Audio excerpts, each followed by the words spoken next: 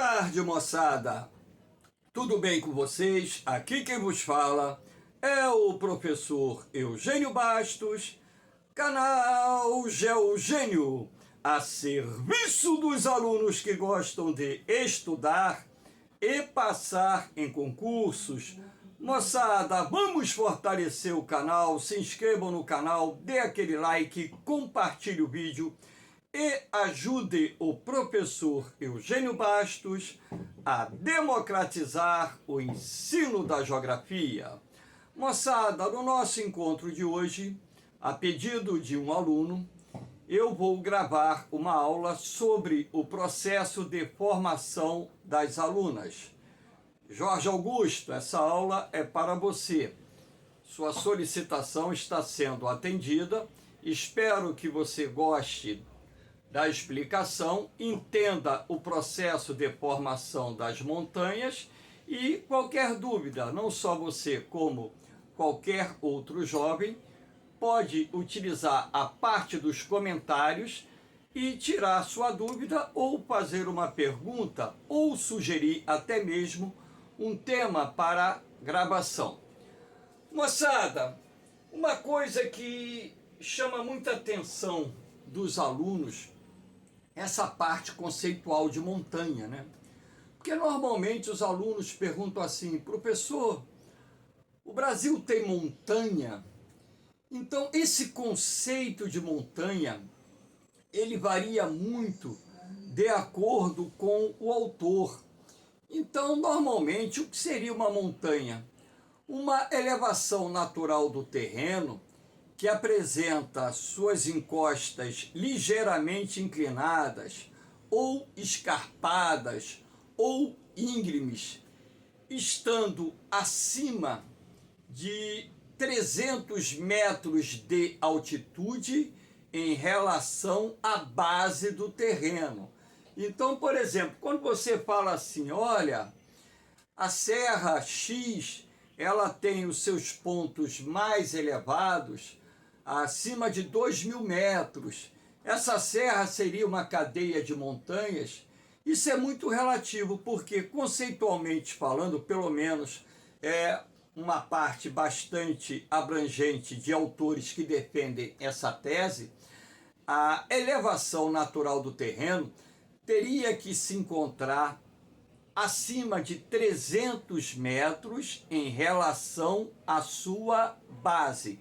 Então, como normalmente as serras, né, elas emergem, por exemplo, em regiões planálticas, isso também pode nos remeter a um conceito errado de que determinadas serras poderiam ser consideradas um conjunto de montanhas. Para isso, seriam necessárias que essas elevações naturais do terreno possuíssem uma altitude acima de 300 metros em relação à sua base e as suas encostas fossem inclinadas, íngremes, escarpadas. Aí você teria uma montanha, ou caso se encontrasse ali, numa determinada área, um alinhamento de montanhas, por exemplo, cadeia de montanhas, uma cordilheira,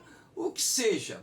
Então, essa parte conceitual de montanha, ela varia muito. Então, desde a época em que eu era estudante, sempre houve muito debate a respeito, né, do que é realmente uma montanha. Ah, o morro é um morro, montanha é uma montanha. Ah, o morro é uma montanha pequena, a montanha é um morro grande. Então, essa parte conceitual, como existem diversos conceitos para definir o que é realmente uma montanha no que diz respeito à sua cota altimétrica, ou seja, a sua altitude mínima em relação à base, então esse conceito ele acaba ficando aberto dentro dessa parte que envolve análise geomorfológica, tá certo? Então, se você considerar que uma montanha é uma elevação natural do terreno, com encostas íngremes, escarpadas ou inclinadas, que se situa 300 metros de altitude ou mais em relação à sua base, consequentemente nós podemos dizer que, claro, o Brasil tem montanhas, até mesmo porque a gente percebe, até aqui no Rio de Janeiro, no maciço da Tijuca, por exemplo, você tem o Pico da Tijuca com aproximadamente 1.000 metros de altitude, e você vê o maciço da Tijuca, que é um alinhamento em que em determinados momentos você percebe morros com altitudes que superam 300 metros em relação à sua base. Então, essa parte conceitual é muito discutível, gera uma margem muito grande de debate, mas como essa parte conceitual não é objeto de cobrança em concurso em razão da variação conceitual que existe, então nos cabe aqui explicar o processo de formação das montanhas. Então, nada melhor do que começar essa aula mostrando a vocês aqui a imagem da Cordilheira dos Andes com seus pontos mais elevados cobertos de neve. Lembrando que a Cordilheira dos Andes é uma cadeia de montanhas encontrada na cadeia de montanhas que se encontram desde o sul da América do Sul, na região denominada Terra do Fogo, até a região da Colômbia, tá? Até o noroeste da Colômbia. Então é considerada uma das maiores cadeias de montanhas da Terra. Professor, como se formam as montanhas?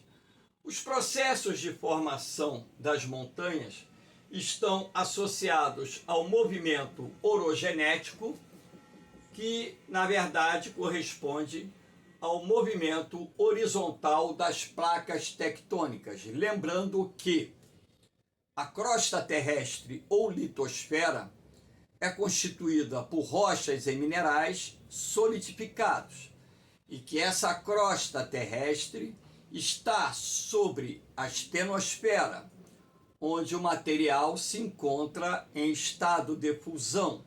Rochas e minerais, em razão das altas temperaturas, se encontram fundidos e podemos assim dizer que a crosta terrestre, entre aspas, flutua sobre a estenosfera e que abaixo da estenosfera existe um manto onde a temperatura, na medida em que a profundidade aumenta, também aumenta. Então, nas partes mais profundas do manto, você tem temperaturas que variam de 3 a 4 mil graus centígrados. E que, em função dessas altas temperaturas, em determinados pontos do manto, existem as correntes de convecção que provoca a subida do material magmático procedente das camadas internas do manto. Então, esse movimento ascendente do magma, em determinados pontos, vai exercer uma forte pressão na litosfera ou crosta terrestre. Esta forte pressão fraturou a crosta terrestre, dando origem a inúmeras placas tectônicas, algumas de grande dimensão, outras de pequena dimensão, e essas placas tectônicas, em razão das violentas pressões que o magma exerce na crosta terrestre, se movimentam alguns centímetros por ano.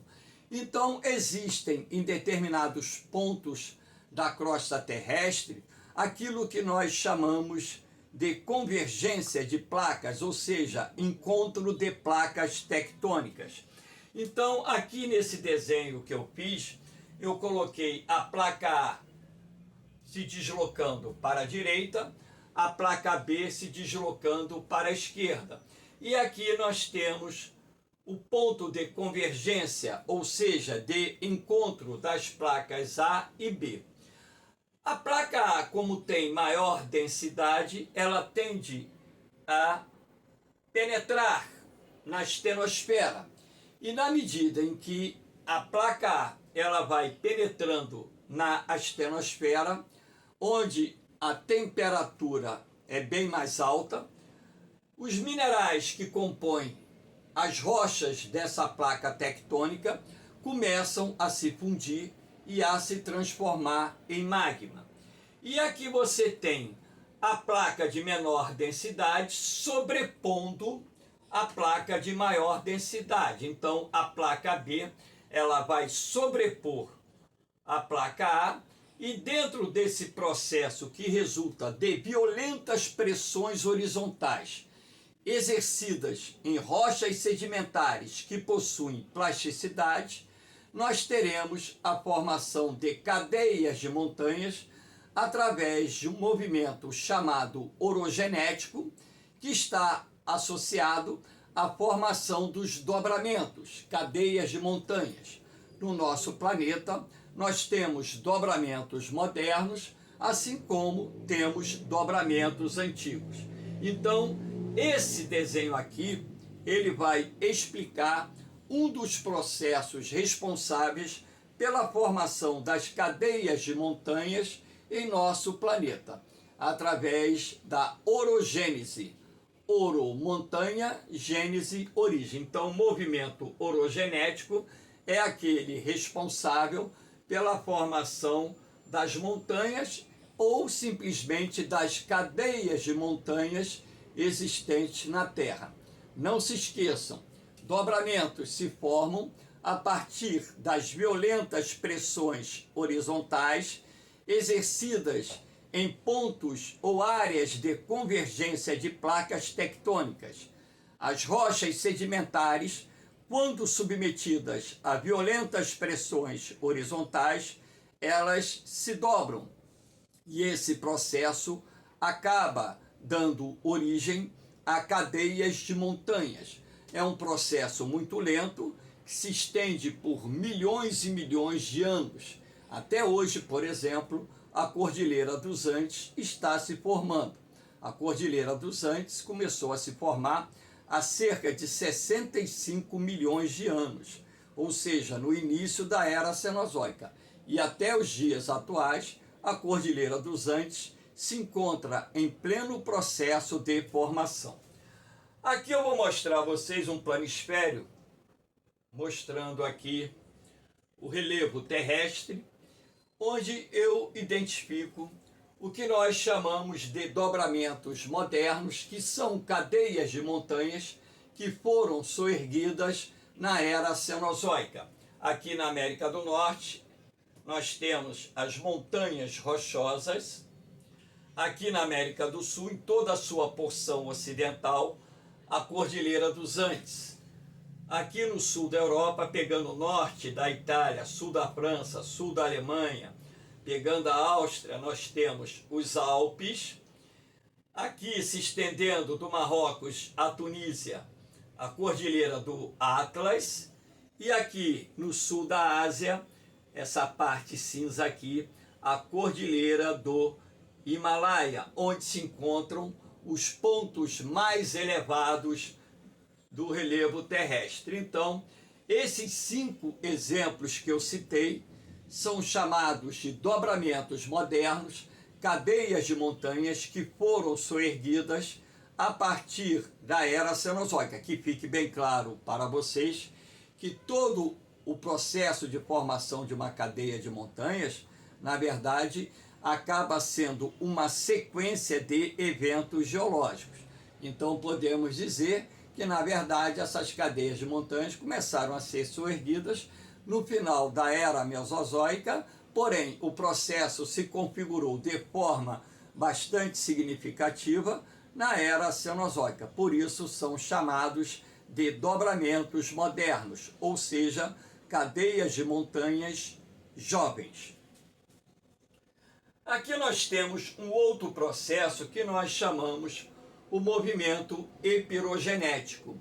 O movimento epirogenético, na verdade, é um movimento de origem vertical, diferentemente do movimento orogenético, que é de origem horizontal. Então, as setas pretas indicam os movimentos dos blocos que compõem a crosta terrestre ou litosfera. Lembrando a vocês que aqui embaixo você tem o magma, abaixo da crosta terrestre, então na região da astenosfera e também na região do manto, onde esse material é superaquecido e exerce uma forte pressão em determinados pontos na crosta terrestre. Então, para que o movimento epirogenético se desenvolva, é necessário que as pressões verticais exercidas pelo magma consigam romper a resistência da crosta terrestre. E quando isso acontece, e normalmente vai acontecer em estruturas de rochas cristalinas, que são rochas rígidas, nós teremos a ruptura da crosta terrestre, dando origem às falhas, que são essas linhas diagonais que separam esses blocos.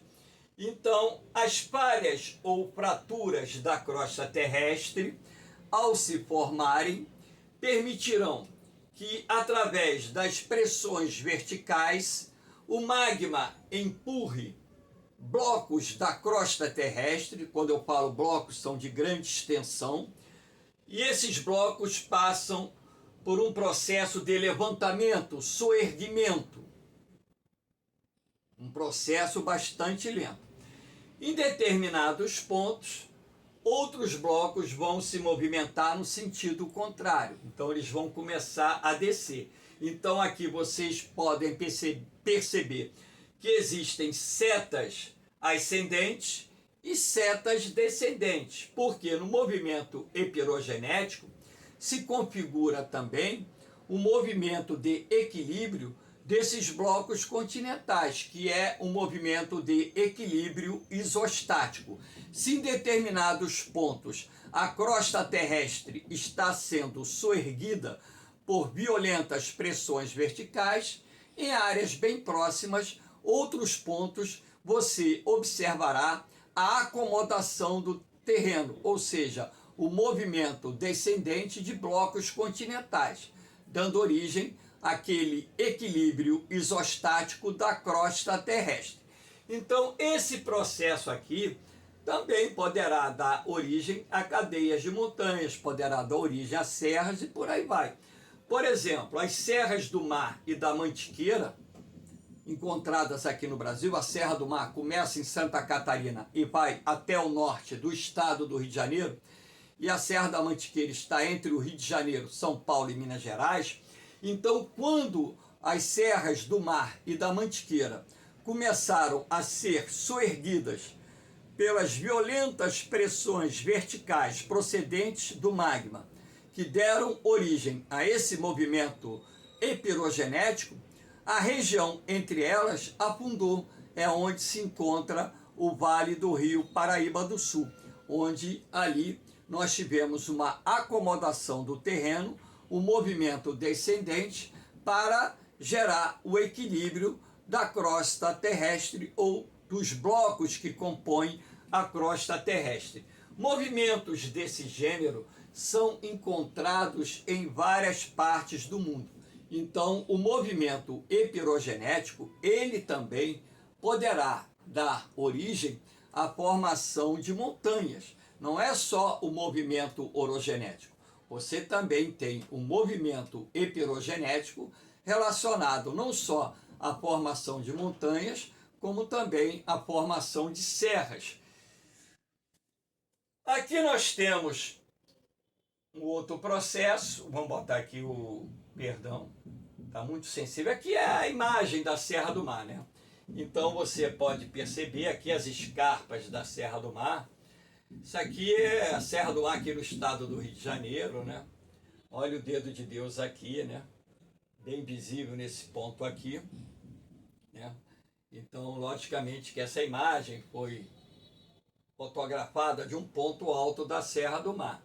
Então você pode perceber claramente que a Serra do Mar, na verdade, ela possui não só morros, como também ela é composta por montanhas, né? Se você trabalhar com aquele conceito de que montanha é uma elevação natural do terreno com altitude superior a 300 metros em relação à sua base. Então, em vários pontos da Serra do Mar, você terá altitude acima de 300 metros em relação à base. Então, existem montanhas na Serra do Mar, existem montanhas na Serra da Mantiqueira e por aí vai. Então, esse conceito de montanha ele vai gerar muita discussão, pode gerar discussão aqui nessa aula, mas o leque é muito aberto.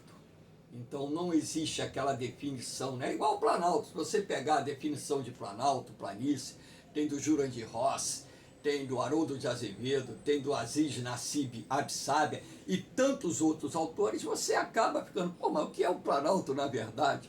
Porque os conceitos variam. Então não se prendam a um conceito só. Vocês têm que ter a visão aberta, o leque aberto, para entender que montanha é uma elevação natural do terreno, cuja altitude está acima de 300 metros em relação à base, apresentando encostas inclinadas, íngremes ou escarpadas.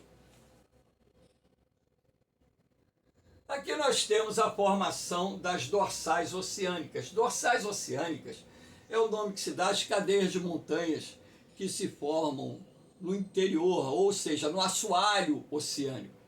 E essas cadeias de montanhas se formam a partir do movimento divergente das placas tectônicas. Então aqui eu coloquei o outro desenho, né? Que eu coloco a placa B indo para a direita, a placa A indo para a esquerda. Então, por que essas placas estão exercendo um movimento divergente? Porque nesse ponto aqui nós temos uma corrente de convecção do magma poderosa, exercendo uma pressão muito forte na crosta terrestre, e essa violenta pressão exercida pela corrente de convecção do magma fraturou a crosta, criando ali uma falha geológica, e essa falha geológica começou a se abrir na medida em que a pressão exercida pelo magma foi empurrando o material magmático em direção à superfície da crosta. Então, essas placas vão se deslocando alguns centímetros por ano, e na medida em que elas vão se afastando, esse material magmático procedente da astenosfera e do manto irá emergir e progressivamente irá construir aqui uma nova crosta terrestre, uma nova litosfera ou até mesmo uma nova placa tectônica. Em alguns pontos, o que você observa? Essas dorsais conseguem ultrapassar o nível do mar, dando origem às ilhas oceânicas. Então, na verdade, a maior cadeia de montanhas existente no planeta está submersa, é a dorsal do Atlântico, que eu vou mostrar aqui a vocês. Então, dentro desse processo, nós temos também a formação de montanhas. Olha aqui a dorsal do Atlântico, né? Que começa lá nas imediações da Groenlândia, da Islândia, né? Aqui ela separa a placa euroasiática da placa americana. Aqui ela separa a placa africana da placa sul-americana. Essa linha vermelha, avermelhada aqui, mais escura, né? Tom mais escuro, é a crista da dorsal do Atlântico. Então, aqui você pode dizer também que está ocorrendo um movimento epirogenético. Por quê?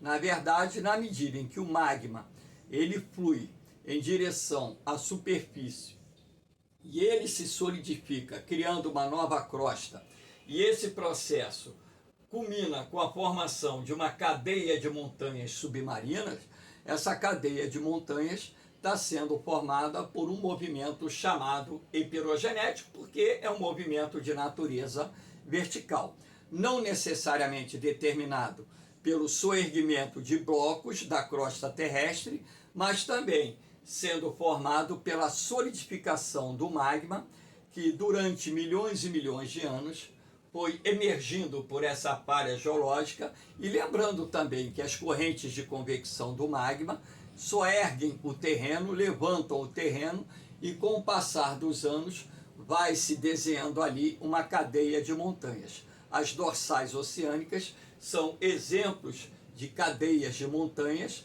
também formadas por movimentos epirogenéticos. Aqui nós temos, né, a imagem para mostrar a vocês as correntes de convecção. Esse desenho eu acho muito interessante, porque melhor do que isso, impossível.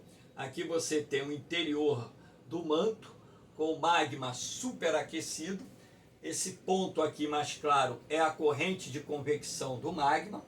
Então, o magma empurrado pelo movimento ascendente dessa corrente de convecção, ele pressiona a crosta. Aqui você tem o fraturamento da crosta, aqui você tem, né, o levantamento da crosta, configurando muito claramente o processo do movimento epirogenético que dá origem a montanhas. Então, as montanhas, na verdade, elas podem ser formadas por movimentos horizontais, chamados movimentos orogenéticos. As montanhas podem ser formadas por movimentos verticais, também chamados movimentos epirogenéticos. As montanhas podem ser formadas em áreas de divergência de placas tectônicas pelas correntes de convecção do magma, então representando aqui esse processo, né, que soergue a estrutura da crosta, e nos pontos em que essa crosta sofre a ruptura, você tem o lançamento do material magmático na superfície da crosta, o que ajuda também a formar as montanhas. E nós temos as montanhas que também se formam em regiões vulcânicas, como por exemplo aqui o Monte Kilimanjaro na África, né? Repare, esse é o ponto mais alto do relevo africano, né? Com mais de 5.800 metros de altitude. O Monte Kilimanjaro, repare, ele soergue, né? Aqui você tem uma área de planalto e aqui você vê o soerguimento dessa montanha que forma o vulcão Kilimanjaro. Então, as montanhas também podem ser formadas e são formadas pela ação do vulcanismo. Então, na verdade, as montanhas constituem uma das principais formas de relevo encontradas em nosso planeta. Lembrando que essa parte conceitual é bastante discutida, né? Existem conceitos diferentes do que vem a ser uma montanha, assim como em outros termos da geomorfologia existem conceitos diferenciados que às vezes causam confusões na cabeça dos alunos. Mas, moçada, espero que vocês tenham gostado do nosso encontro. Havendo qualquer dúvida, deixe a sua pergunta aí na parte dos comentários, que eu terei o máximo prazer de responder. Dá a sua sugestão também, um tema que você queira que eu grave, eu vou gravar com o máximo carinho, né? Vou gravar agora, voltar a gravar algumas provas de vestibulares, né? Já objetivando preparar os alunos que irão fazer vestibulares no final do ano, e vou continuar gravando temas de geografia, e graças a Deus o canal Geogênio está a cada dia crescendo mais, e eu peço a sua ajuda para divulgar ainda mais esse canal, que se transformou numa importante plataforma para o ensino da geografia. Valeu, moçada! No mais, um beijão no coração de vocês, um forte abraço, fiquem com Deus, eu vou, mas eu volto, hein?